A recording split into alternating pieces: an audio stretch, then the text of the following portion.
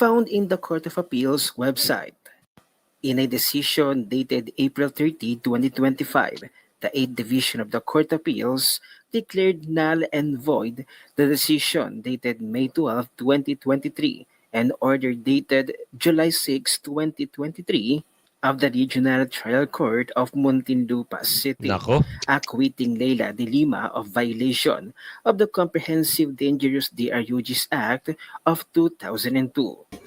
Kumpirmado ng sasali sa House Prosecution Team na haharap sa impeachment trial ni Vice President Sara Duterte sina ML Party List First Nominee Attorney Leila de Lima at Akbayan Party List First Nominee Attorney Shell Jokno. Sila lang ang mag-o-audit. Tulad ng RMA, Random Manual Audit, that is self-audit. Sila lang ang nag-o-audit ng boto, ng resulta. Ang QR code, sila na yung mag-check. That is self-audit. Meron bang financial statement na tatanggapin ng bangko kung kayo'y mangungutang sa bangko? Ibibigay mo ang financial statement as a requirement. Tatanggapin ba ng bangko na ikaw lang ang nag-audit? Ano ang allegation kay Vice President Sara sa impeachment niya? Lagyan natin ng konting twist. Kasi allegation pa lang naman yan. Tama. It is not yet proven. Ano yung allegation? Na si Vice President Sara ay gumastos ng 125 million pesos. Yes. Magandang hapon muli sa ating mga kasama. Nandito na naman si Kuya Goods nagbabalik. At syempre, kung hindi ka pa nakasubscribe sa ating channel, pa-subscribe na lang po at hit mo na rin yung bell para lagi kang updated sa ating mga video. Balik kulungan na ba? Pwede na bang magbalik kulungan? Yan ang mga bagong balita ngayon. Delimay na dapat dinelay ang impeachment. Ano raw? Leila de Limay, hindi na dapat dinidelay ang impeachment. Yan ang sabi niya. Bakit? Bakit? Kasi, balik kulungan. Naku po. Pag nagkataon, kung totoo itong balita na ito, pag nagkataon, balik kulungan nga ang matanda. Sa bagay, masaya naman dun. May saba. Sino paborito? Paborito mo ba ang saba? Ipasok natin ito. Siyempre, nakalike ka na ba? Like mo muna at share mo. At siyempre, bago tayo magsimula, isang like, isang share, samahan mo ng subscribe at i-bell all nyo po para meron kayong natatanggap na notification. Eto na. Ang siyang gustong maging prosecution team para maglitis kay Vice President Sara sa kanyang impeachment trial ay tila mapapabalik kulungan pa. Aray ko po! Kalalabas lamang na balita ayon kay Attorney Salvador. Teka lang Aray ko po. Ayon kay Attorney Salpanielo, balik kulungan. Court of Appeals pinawalang bisa ang pag-absuelto kay Daylaymay. Malabong makasama sa prosecution team versus Bibi Sara. Yan ang balita. Nako po, ito na sinasabi natin Huwag kasi magbida-bida agad. Hindi pa nakakaupo, nang matagal, oras pa lang, araw pa lang, kasi bumabanat na kagad Kung trabaho ang gusto nyo at magserbisyo sa taong bayan, trabaho lang. Kasi meron kayong pahapyaw agad Diba? Gusto nyo maging prosecutor? Ng tipaklong naman, Ano ba talaga gusto nyo? Gumante o magsilbi sa bayan? Sabi ko nga sa inyo mga kasama, kita nyo. Bumoto kayo ng mga magpapagulo na naman. Matino na nawala na ibang durobo Nasapawan na naman, napasukan na naman ng 1, 2, 3, 4, 5. Ang dami na naman nila. Kayo ang titigas kasi ng ulo nyo. Kayo rin gusto nyo rin ata ng makakita na naman ng mga problema ang gobyerno. Diba? Kita nyo, yung natalo na kaliwat kanan na party list, ayun, nagsisimula na magngangaw-ngaw. Ano na ngayon? Simula na naman. Panelo, pinawalang bisa ng Court of Appeals ang pag-absuelto kay Leila de Lima. Kaya malabong makasama ito sa prosecution team versus Vice President Sara Duterte's impeachment trial. Ayon kay Sal Panelo, ipinadala daw ni Medgadea at ng iba pa ang desisyon ng Court of Appeals. pinawalang bisa na ang pagkaabsuelto ni Leila de Lima sa kanyang kaso Nako dahil po! ayon nga daw sa hukuman ay hindi nasunod ang rules on evidence. Aray. Hindi nga daw nila inaprubahan na kaya nga daw itong mga nagsinungaling ay mga tinakot daw. Kaya't ang desisyon ng Court of Appeals naling void of acquittal. Ibalik sa hukuman at ituloy ang pagbista. Aba, eto na mga kasama. Paano yan? Magkakabaligtad. Aling sabay. Aling saba. Sabi niya Aling Ledesma. Ano mangyayari ngayon? Balik kulungan na ba? Ito sabi rito, found in a Court of Appeal website in a decision dated April 30, 2025. Bago lang po The 8th Division of the Court of Appeal declare null and void. Naku po. Atty. Sal, ikaw na magbanggit. Found in the Court of Appeals website. In a decision dated April 30, 2025, the 8th Division of the Court of Appeals declared null and void the decision dated May 12, 2023 and order dated July 6, 2023 of the Regional Trial Court of Muntinlupa City, Nako. acquitting Leila de Lima of violation of the Comprehensive Dangerous DRUGs Act of 2002 for being issued with grave abuse of discretion. The case is remanded to RTC Muntinlupa to decide the case in accordance with the rules stated in the decision. Link to the decision in the comments. On April 30, 2025, Ito Ano naman kaya mangyayari sa kulungan? Mangangayayat na naman. Imbis na gumaganda-ganda na ang katawan mo, nawala stress mo, ngayon eto na naman. Problema na naman. Paano yan kung dire-diretso na naman ng oblo mo? Ang hirap dapat sa inyo kasi relax na. Buti nga binoto pa kayo eh. Tapos meron pa kayong pahapyaw na sasali kayo sa prosecution. Tigil na, hayaan nyo na lang yung mga bakulaw eh. Meron nga yung ng palasyo, meron na naman statement eh. Nabalitaan nyo. Ang sabi ng nakaupo, hindi na raw siya sumasang-ayon sa impeachment. Bakit? Parang nagbago ang ihip ng hangin. At ito pa, naniniwala ba kayo? Kasi ilang beses na nangyari yan eh. Ilang beses na nangyari. Di ba sinabi na nga ng religious group, tigil nyo yan, hindi na maganda yan. Pinilit nyo pa rin. Nakita nyo, nagmarcha, nakipag-birthday kay Tatay Digong. Eto na naman, meron na naman pahapyaw. Hindi naman sasang-ayon sa impeachment ni BP Sara.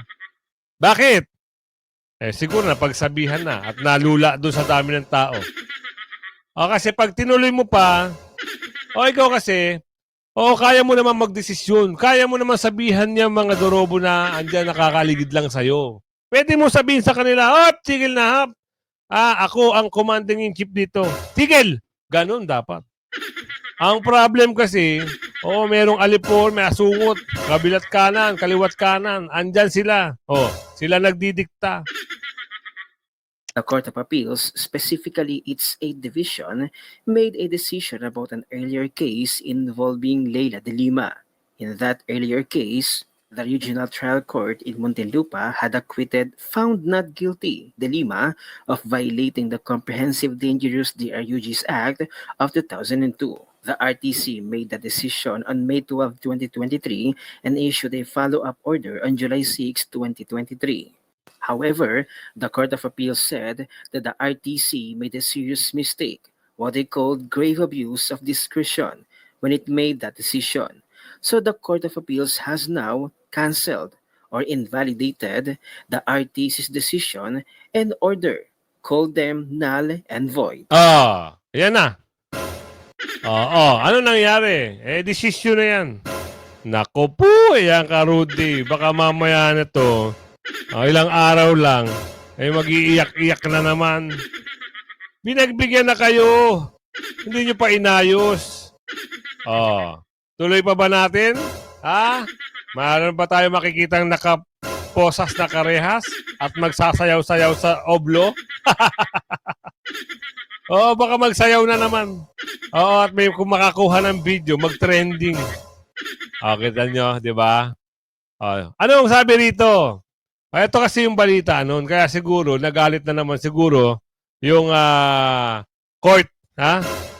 Binigyan ka na ng konting paglaya. Umaandyan ka na, umaatake ka na naman. Siguro ganun, sabi. Ito, balita natin ito.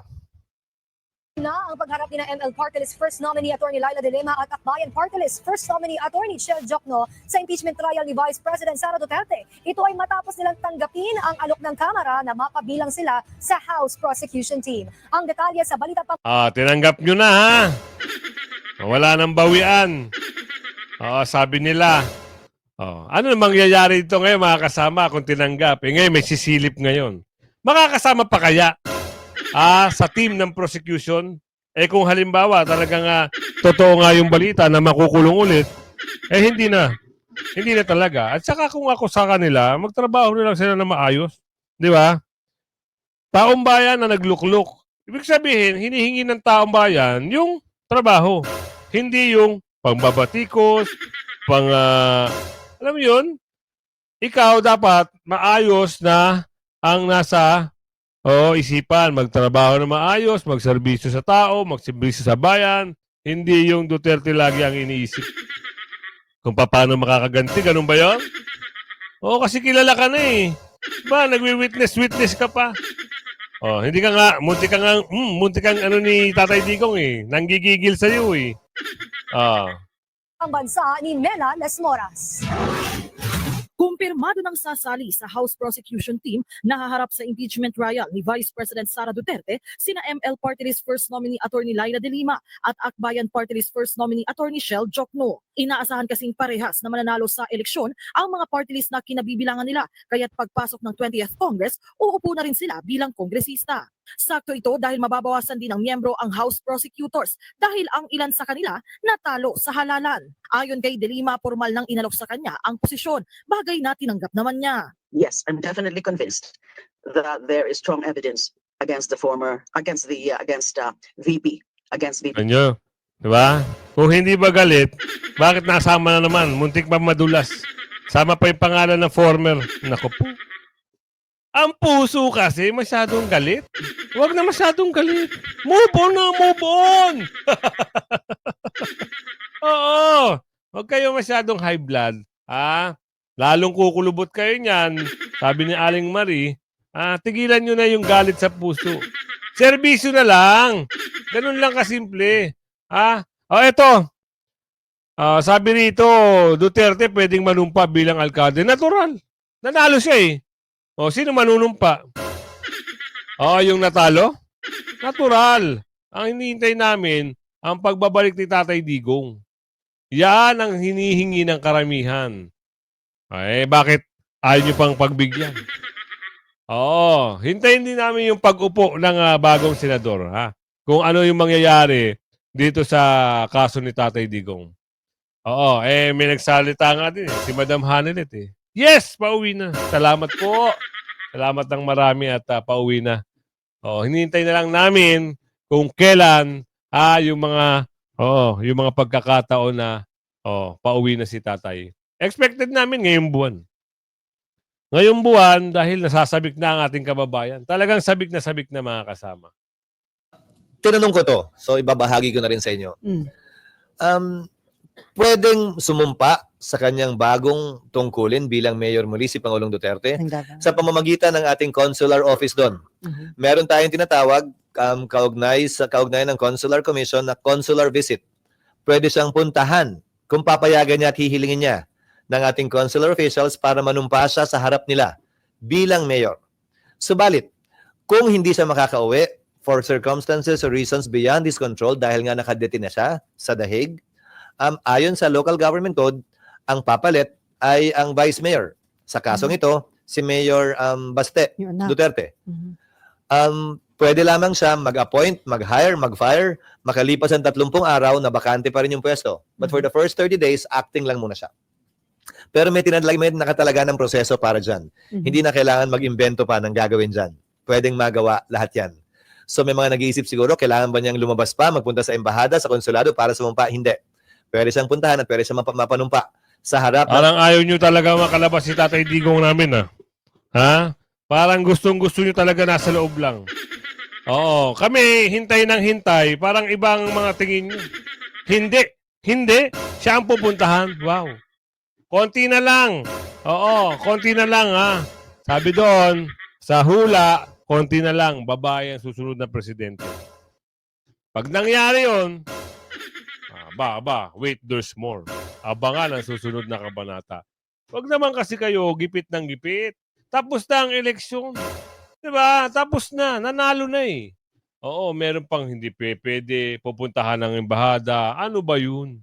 Huwag ganun. At doon naman, saan? Ito. Mas matindi to eh. Attorney Glenn Chong.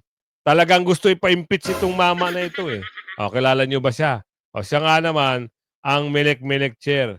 Gusto ipa-impeach sa galit dahil nagkaroon ng, isipin nyo mga kasama, kung hindi nakita, hindi nabisto, 21 million, 25 million, bumagsak ng 21 million. 26 million, bumagsak ng 21. Mantakin nyo yun. Saan napunta yung iba? Galit na galit ang taga Mindanao at Bisaya. Alam nyo bakit? Solid eh. Nangyari, parang may magic, may anomalya. Ayan sabi ni Aling Marie. Ginalingan talaga nila. Pero pag binusisi yan ni Atty. Glenn Chong, pag nagkaroon ng manual counting, lalabas talaga ang tunay.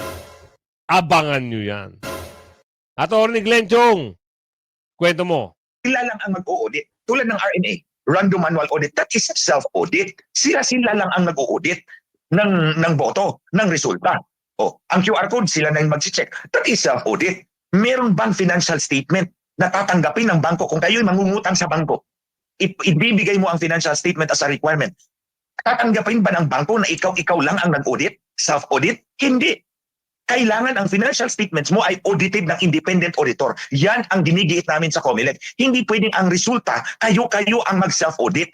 Dapat i-audit namin yan independently para mapagkatiwalaan yung resulta. Ayaw ng COMELEC dahil may magic. Yun! Nadali mo, attorney. Nadali mo. Ito pong nakalipas na 2025 midterm elections, kayo po ba ay satisfied sa naging outcome po ng botohan na automated pa rin po? Anmar, didiretsuhin ko kayo ng sagot. I'm satisfied kasi yung prediction ko nagkakatotoo. 8-3-1.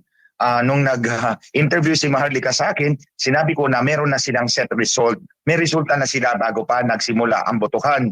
Ang sabi ko, 8 ang mananalo na kalyado ni Marcos, 3 kay President Duterte at 1 si Amy Marcos. At yan ang lumabas ngayon. So I'm satisfied because nagkatotoo yung hula ko. Not because manghula ko, dahil alam kong dadayain ni George Garcia at ni Lisa Marcos ang eleksyon na to. And that is what it is. Opo, speaking of nakikita nyo po na posibleng may hocus-pocus, maaari nyo po bang maipaliwanag anong klase bang mga hocus-pocus ang maaaring nangyari nitong nakalipas na halalan? A few days before the elections, nag-final testing and sealing ang ating mga makina. Gumana nung araw ng final testing and sealing. This is made about a few days before the elections. One particular final testing and sealing was made in Butuan City, in precinct number 240 in Barangay San Tonino, Butuan City. Nag-final testing and sealing po sila noong May 6. Now, ang test ballot na gagamitin sa final testing and sealing ay 10. This one, si John Lee, ang ballot niya ay test ballot number 9. So ang sinid po niya ay si Ching Plaza for mayor plus 9 councilors. Nung lumabas ang resibo, kinumpara niya ang balota at ang resibo, nagtugma. Pero nung tiningnan po nila ang election return doon sa screen ng makina at hinanap yung test ballot number 9, ang lumabas ay hindi si Ching Plaza for mayor, kundi si Lau Fortun. At sa halip na siyang na konsyal, 12 ang nandun. Lahat ay kalinya ni Lau Fortun. Sa halip na kalinya ni Ching Plaza ang binoto niya. So ang ginawa ng teacher, binigyan uli siya ng test ballot number 10. At sinabi ng DEI sa kanya, 2 ang isig mo for mayor, si Ching Plaza at si Lau Fortun. I-overvote mo. So in-overvote niya yung yung mayor. 2 ang binoto niya, si Ching Plaza at si Lau Fortun. In test ballot number 10, yung kanina, test ballot number 9. At ang binoto niyang konsyal ay siyam na konsihal ni Ching Plaza. Uli, nung pinasok ang balota, lumabas ang resibo na tugma. However, nung binalikan ulit nila yung election return at sa screen at hinanap ang test ballot number 10, sa halip na overvote ang lumabas, si Lau Forton ang binoto plus 12 councilors. Grabe. Yun na sinasabi natin. Magic. Ha? Magaling silang magmanipula. Oo, ang machine ay matindi.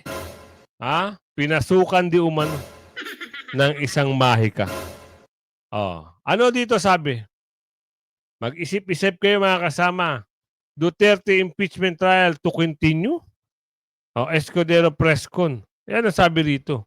Hindi ko alam kung totoo to. Ayun ang thumbnail at title eh. Ay, gusto natin yan. Gusto ko ipakita sa inyo. Sino ba ang nag-ano nito, nag-share? Coming weeks. Pero offhand, binabati ko po sila, taos puso ako nagpapasalamat.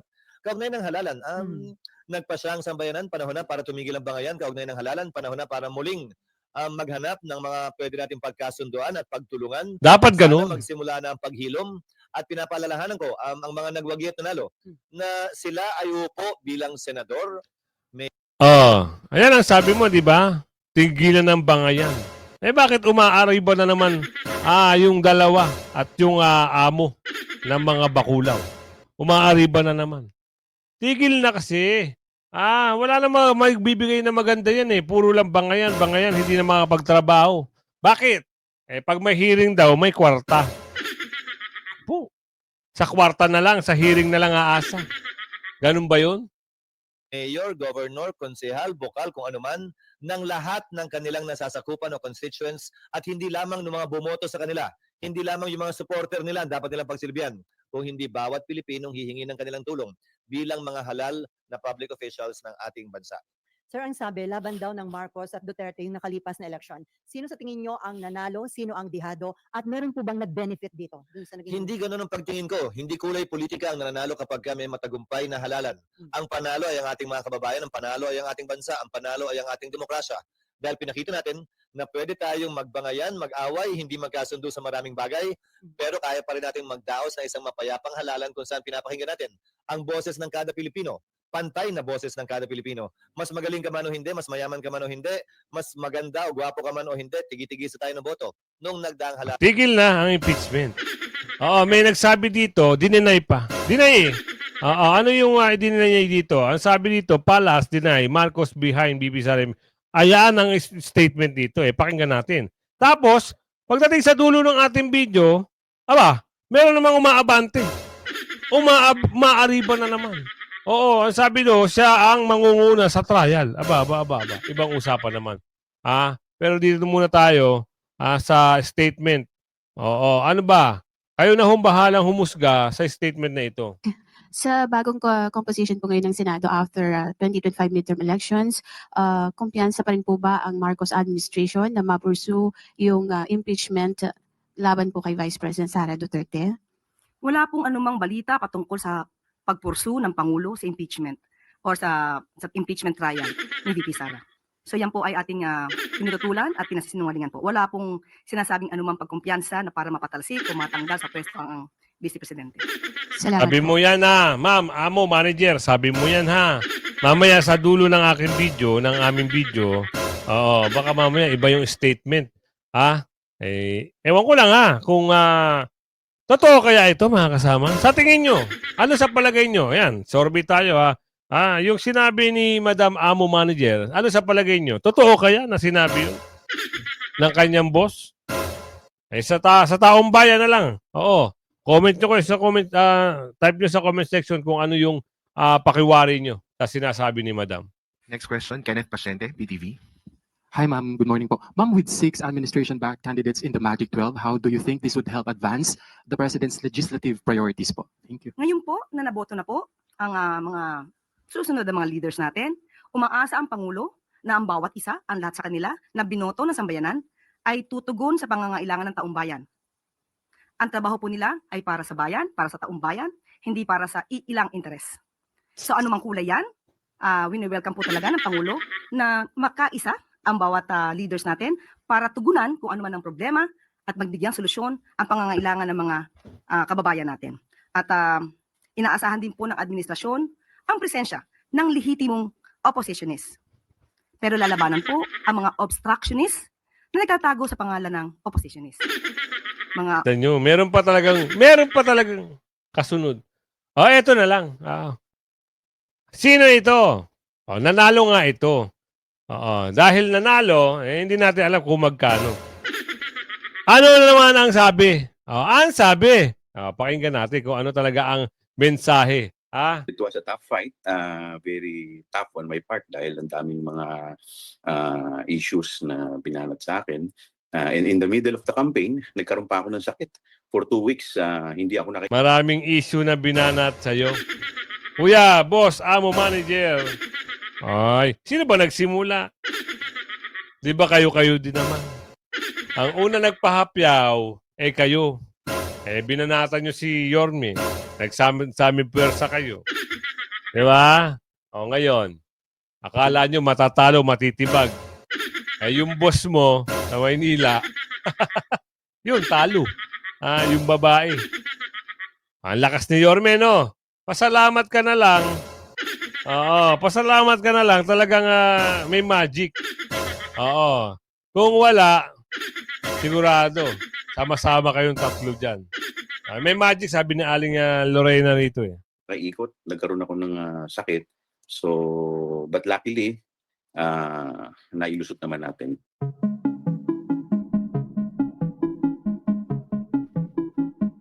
Siguro dun sa mga services na binaba po natin for the past 3 years sa ating mga constituents, hindi naman po tayo nagpabaya, tayo naman po ay umikot, marami naman po tayong tinulungan. At siguro nakikita rin nila yung performance natin sa Congress na hindi naman po tayo na naging palamuti lamang. Tayo ay we actively participated in Congress. So siguro nakita rin nila lahat ng mga ito.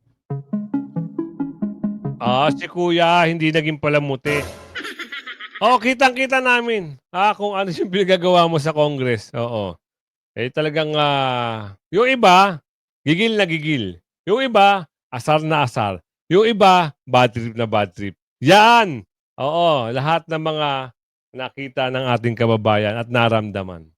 Ano pa ang meron? Ilang kandidato nakabinipisyo sa pagka-aresto kay Tatay Digong?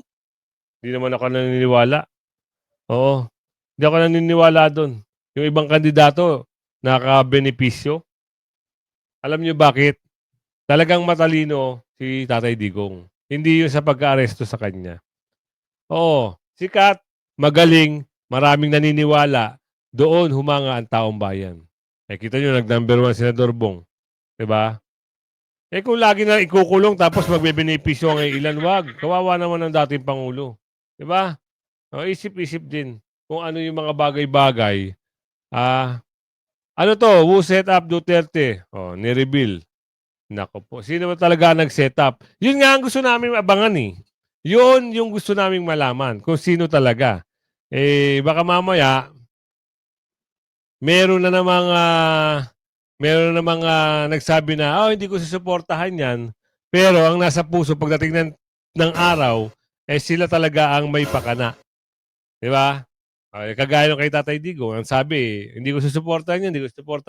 Nung nahuli na, sabi, tutulungan lang daw nila ang Interpol. Ganun. Matuloy natin. Saan ka ba ikukulong, ate? Saan ka ba? Saan ba ulit manggagaling? Send the case back to the RTC in Muntinlupa, told the Regional Trial Court to decide the case again, but this time by following the rules explained in the Court of Appeals' new decision. For this reason, the petition for certiorari is hereby granted. The decision dated May 12, 2023 and the order dated July 6, 2023 issued by the RTC Branch 204 Muntinlupa City in criminal case number 17-165 are declared null and void. We remand the case to the Regional Trial Court, Branch 204 Muntinlupa City, for it to decide the case in accordance with the rules stated in this decision. Naku po, paano na makakasama si Leila de Lima sa prosecution team na maglilitis kay Vice President Sara sa kanyang impeachment trial? Tila mapapabalik kulungan pa itong si de Lima. Karma! Samantala nagbigay ng comment at reaksyon si Madara Hook na puro aligasyon lang naman ang ibinibintang kay Vice President Sara Tama. na mayroon din namang aligasyon ang mga buwaya sa Kongreso.